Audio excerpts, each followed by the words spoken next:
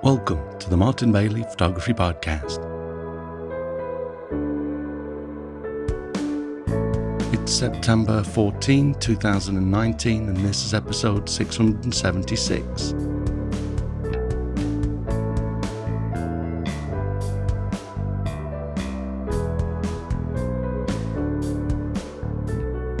This week I was lucky enough to be able to take a look at Breathing Colour's new media, Belgian linen, and today I'm going to relay my findings as well as a cool way to create a homemade panel to show this beautiful media off. Let's start with a little bit of background about my tests though, which starts, as it always does when I introduce a new media type, with the creation of my ICC profiles. I won't go into details on this, but I always create my own ICC profiles because that gives the best possible results when printing.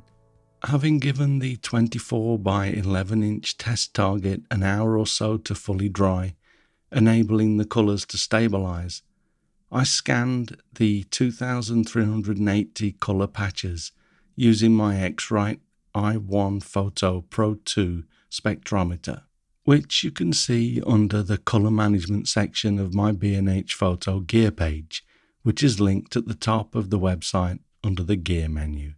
If you're not already at the website or you're not listening on a device that shows you the images in the chapters that I share, then please go to the website at mbp.ac/676 and follow along there. To avoid the colour issues that you can get with the Canon Imageprograph Pro 4000 large format printer, I associated my newly created ICC profile with the media type that I registered with the printer, as this is my preferred method to get great colour out of this printer. I explained the problem and how to work around it in episode 573, which you can see at mbp.ac/573, so check that out if you're interested. I have created so many colour test patch sheets over the years that I'm pretty much able to see how good a media is from the patch sheet, and I was already getting excited as I saw the patch sheet emerge from the printer.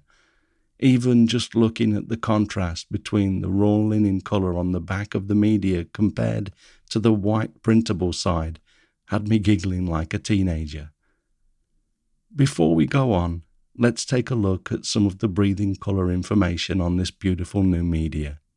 From their website, we can see that Belgian linen is a unique European textile which is woven in, surprise surprise, Belgium, by members of the Masters of Linen Club. It has been prized for thousands of years for the high quality, softness and durability it offers. It naturally has a rich colour absorption and is lint-free and hypoallergenic. Breathing Colour combines this remarkable material with their advanced ink receptive coating technology, resulting in the highest quality inkjet textile available on the market. They also provide the following bullet points of information. Belgian linen is OBA-free and 100+ years certified archival by the Fine Art Trade Guild. Breathing Colour have used their most advanced inkjet coating technology yet to make our prints on Belgian linen look their sharpest and have deep, rich colours and blacks. It's strong and durable. Linen is 30% stronger than cotton, making it the perfect textile for printing gallery wraps or rolled prints. The flax used to make Belgian linen are grown from one of the most ecological fibres in the world. Belgian linen has been used for centuries by famous artists such as Dali, Whistler, Monet and more. It's a 425 GSM media, so this textile is thick and heavyweight. It feels substantial and expensive in your hands. Okay, so I was reading those bullets out, and we know, thanks to Seth Godin, that all marketers are liars. But in this case, I can attest that everything the Breathing Colour team says about this media is 100% true. Let's continue and take a look at a screenshot made with ColorThink Pro to compare my new Belgian linen profile with two others. The Belgian linen is the semi-transparent colour-filled profile, and I have compared it firstly to the breathing colour media that I have so far felt to be the best matte media I've ever used, which is their Signa Smooth. I thought that Signa had a wide gamut for a matte media, but as you can see, it fits nicely inside the Belgian linen profile, which is a good 10% or so larger, and that's a big difference for a matte media.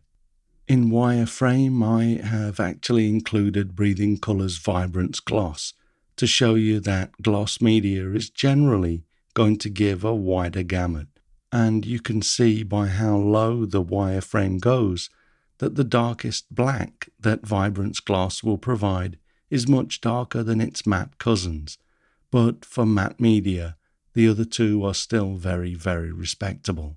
I know that these charts aren't easy to glean a lot from when you have to view a static screenshot, but hopefully to help some, here is a separate angle, again with an arrow pointing to each of the profile representations.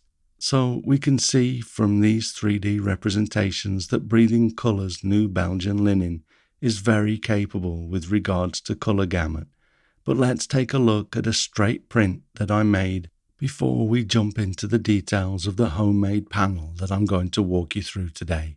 Although Belgian linen is a canvas, I think its texture is so beautiful as it is that it doesn't necessarily need to be wrapped like a regular canvas print, although of course it would be beautiful as a gallery wrap as well.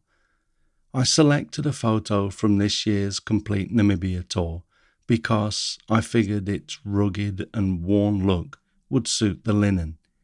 I printed it out using my fine art border ratios at a size of 18 by 24 inches because this is the size that I generally print out when printing for myself, and I keep them in an 18 by 24 inch binder. It's hard to see in this image, but the quality of this print when you hold it in your hand is absolutely unreal. Belgian linen is very flexible and relatively forgiving with regards to handling, yet it has a weight that almost helps to recall the history of this media and the artists that have laid their brushes down on this canvas. It isn't easy to see, but here is a 100% crop from near the center of a photograph of this print at an angle.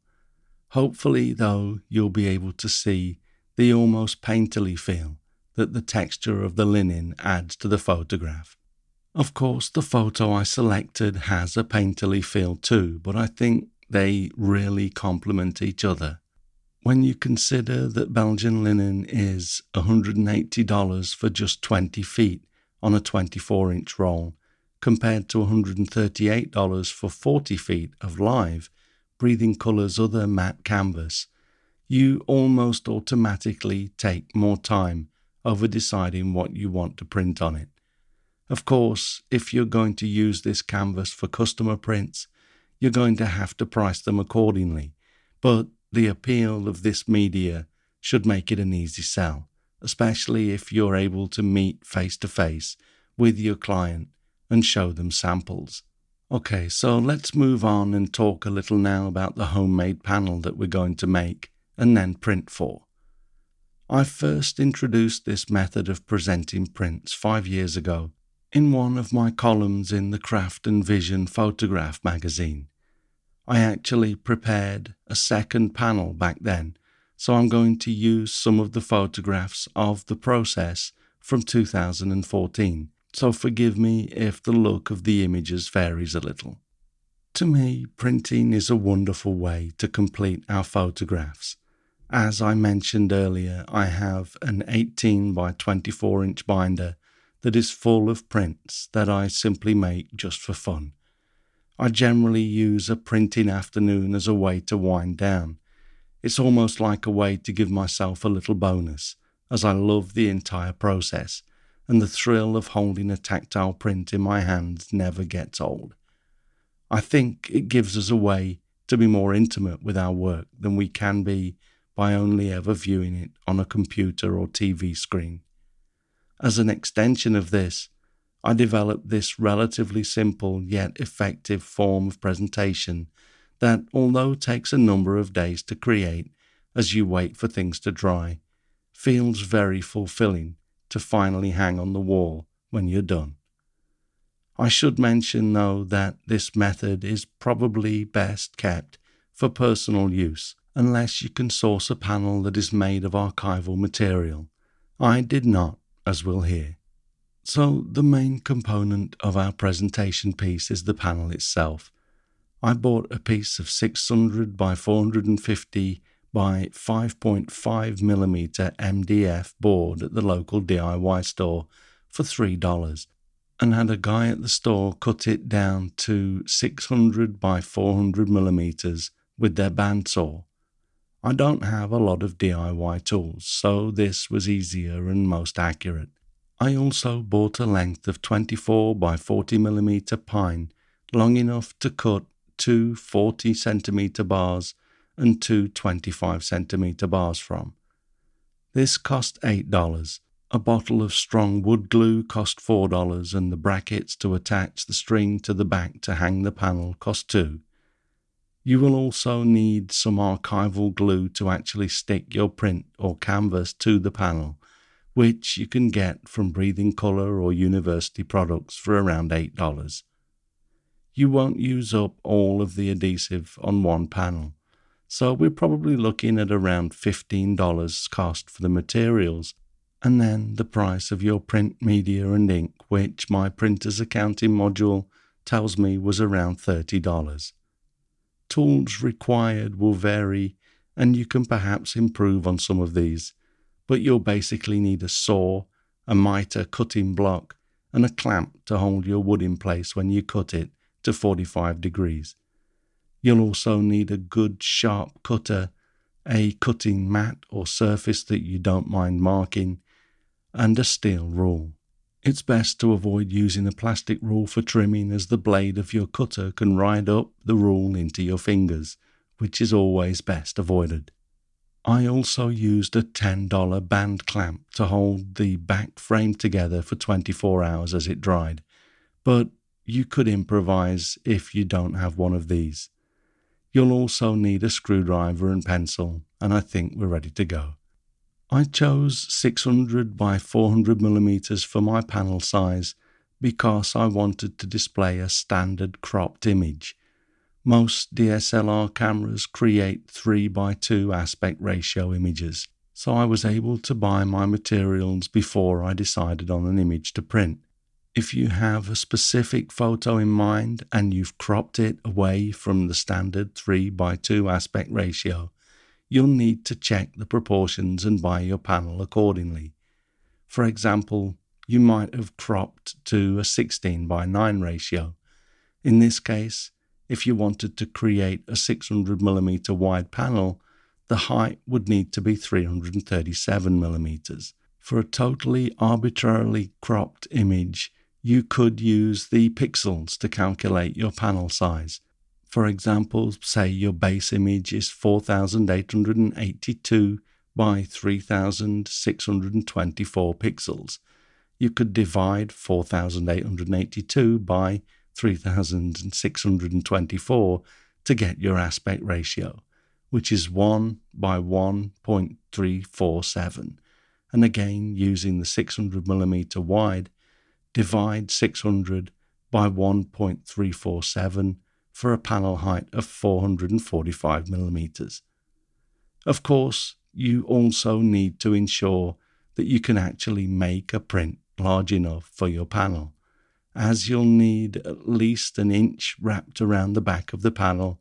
You probably need to deduct 2 inches or 50mm from your paper size to ensure that you can actually print your image. So that the panel will stand away from the wall, we're going to build a frame to attach to the back of our panel. Use a mitre cutting block to first cut off the end of your wood at 45 degrees. Then measure from the outside edge to where you need to cut your first frame bar. For my panel, I cut long bars at 400mm and the short bars at 250mm. Once you have your 4 bars cut, match them together to get the best fit, and apply your wood adhesive to the end where the bars need to be fixed together, and then clamp them together.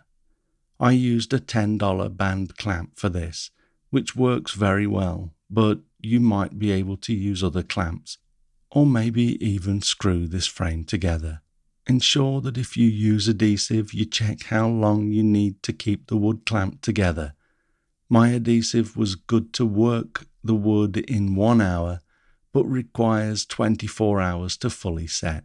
I then aligned the frame on the back of the panel and measured the distance from all 4 edges until I had it in the center.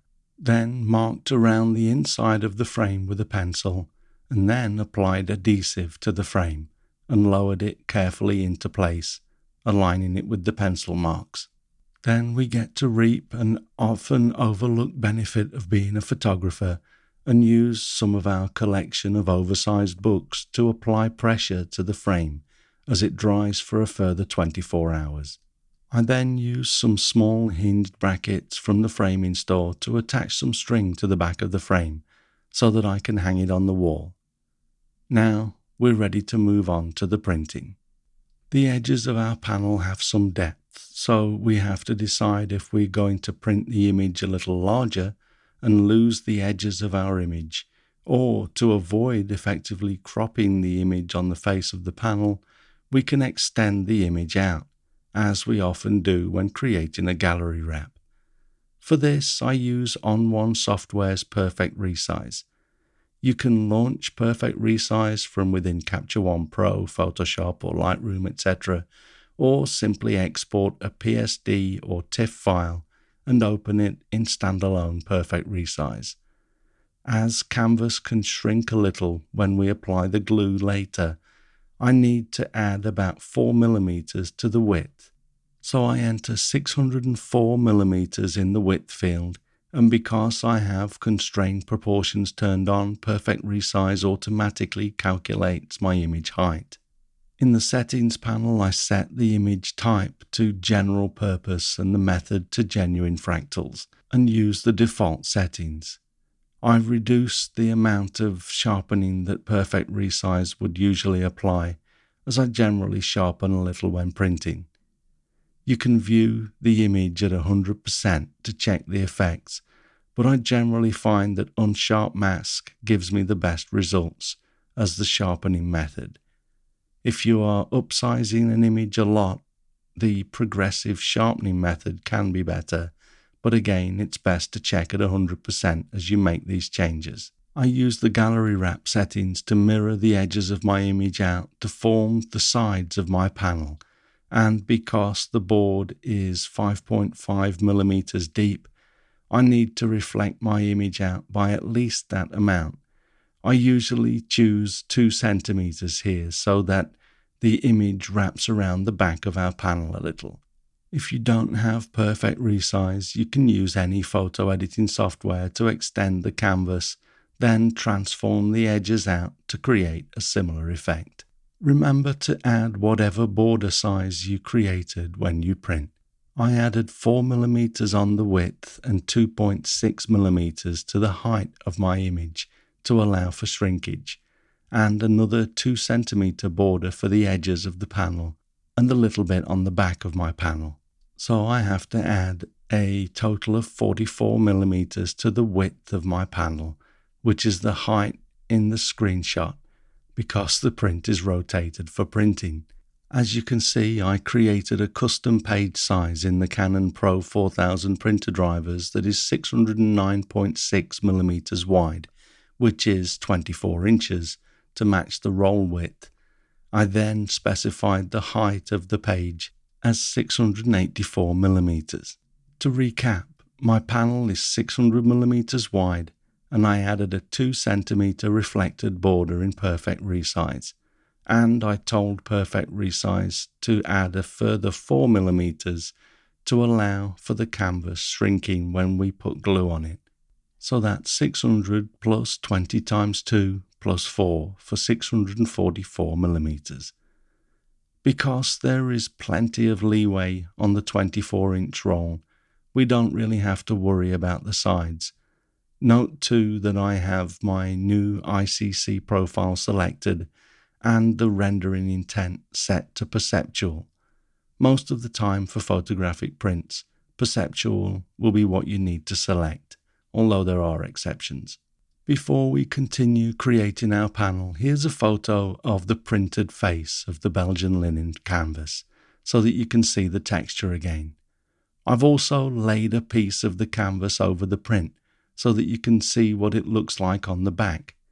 You can actually buy Belgian linen natural from Breathing Colour, which I might try at some point, but the print side also looks like the back of the canvas that you see here, so it would give interesting results for sure. I usually like to give the print a day to fully dry. Once it's dry, I trimmed the canvas so that there was a border of exactly 2 centimeters on all 4 sides. Then the next part is a little bit tricky, and I actually tried experimenting with a different method this week, but I prefer my earlier method, so I'll show you the photo from my original article. Note that the back of the Belgian linen does not look like this. It's the brown stuff that we just looked at.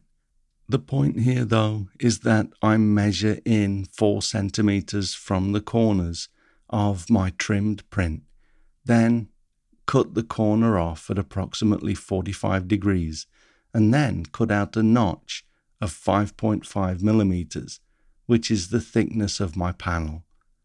This allows us to fold the canvas up and around the panel, and then brings the flaps nicely into the corners where they meet. I actually tried cutting after I'd applied the glue this time around, and as you'll see shortly, it was a bit messy. The canvas wet with glue is difficult to cut, so the above method definitely works better for me. To stick the canvas or paper to your panel, you could use 3M spray adhesive, probably number 111, if you're printing on canvas, as 111 is good for wood and cloth. Or check compatibility of your 2 surfaces if you're using other materials. Although the archival qualities of our panel will depend on the media as well as the board material, because Belgian linen is archival certified, I used archival glue from University Products, but as I say, my wooden board is probably not archival, although the print that I made 5 years ago has not faded or discoloured at all. So I figured I'd just go ahead and use archival glue again. I also use a toothed spatula from a DIY store to spread the glue.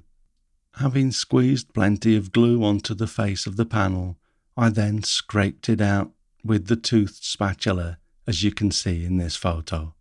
Ensure that your work surface is clean, but also keep in mind that you're going to get glue on it. So you may want to lay down some paper or something to protect the surface.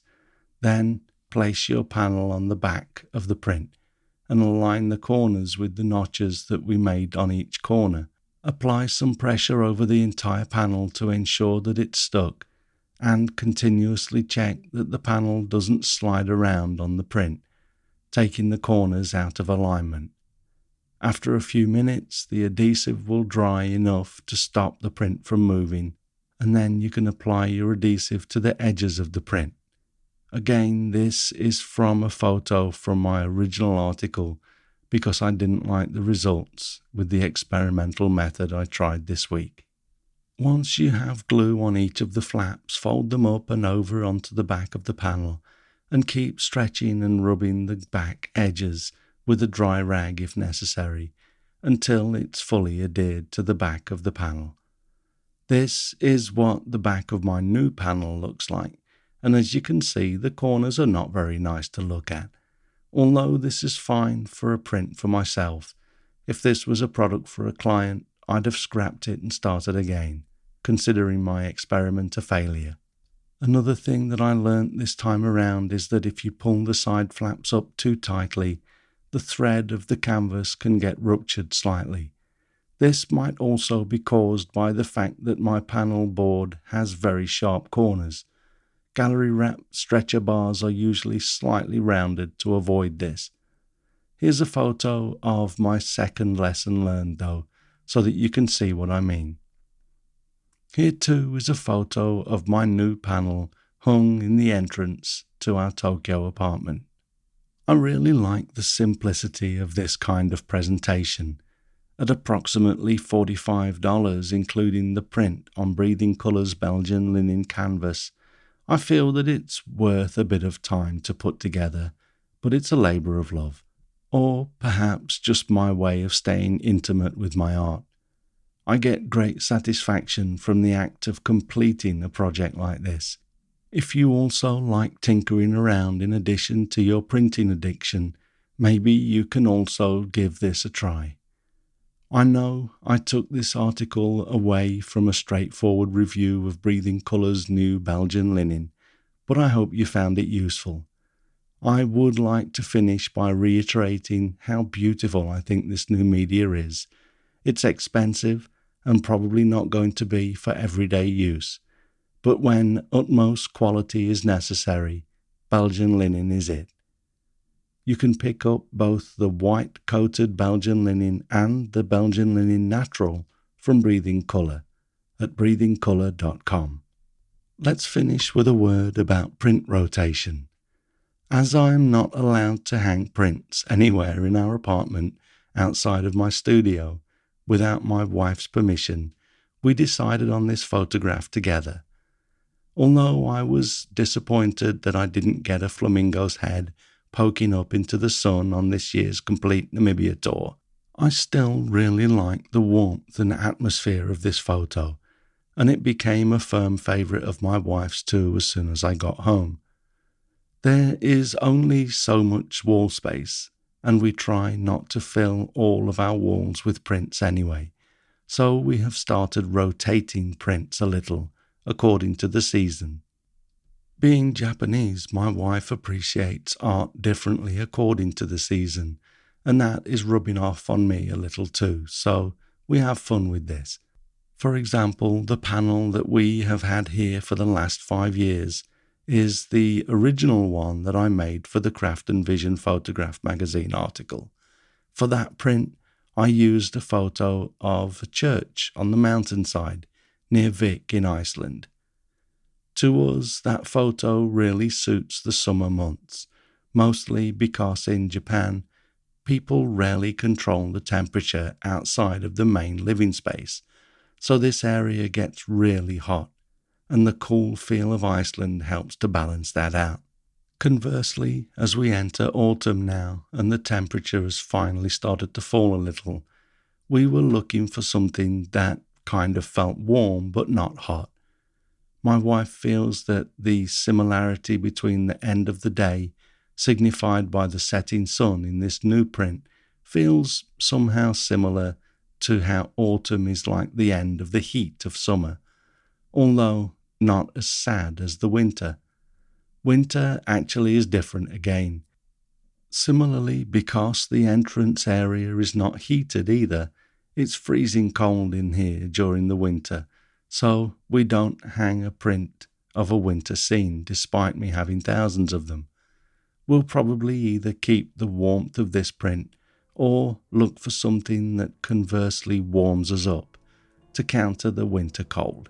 Either way, we have fun thinking about which art to hang based on the location of the print and the season. Do your tastes change by season, or do you take things like this into consideration when deciding what to hang on your walls? Let us know in the comments on the blog at mbp.ac/676. I'd love to hear your approach to this subject. Thanks very much for listening today. If you enjoy this podcast, please share a link with your friends. Subscribe in iTunes or your favourite podcast program to ensure uninterrupted delivery. If you have a moment to rate the podcast or leave us a review in iTunes, that helps to keep us relevant in the huge number of podcasts out there now. You can find me on Facebook, Twitter, LinkedIn and Instagram, and links to everything that I'm up to are at martinbaileyphotography.com, so do drop by and take a look. I'll be back next week with another episode, but in the meantime, you take care and have a great week, whatever you're doing. Bye bye.